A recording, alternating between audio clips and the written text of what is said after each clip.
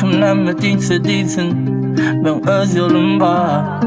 Yalanda diken yana arasın açınma. Gül var, diken var. Meni yıkılman, ya yıkılman.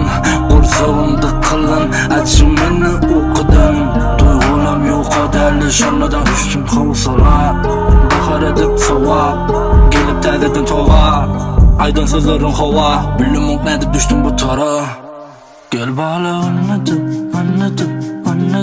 koy vereli aklıdadı anladı.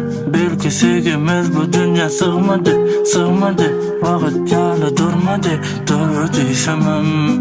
Gel bağla anladı koy vereli aklıdadı anladı.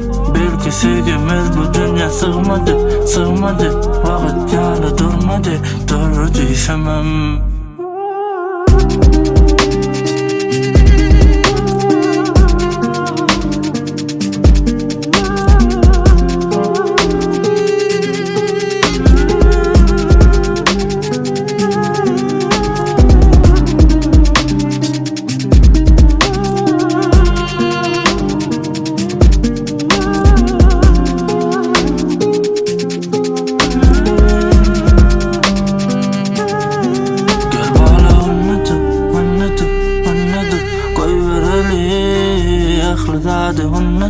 Belki sevgimiz bu dünya sığmadı Vakit yana durmadı, durduysamam. Gel bağla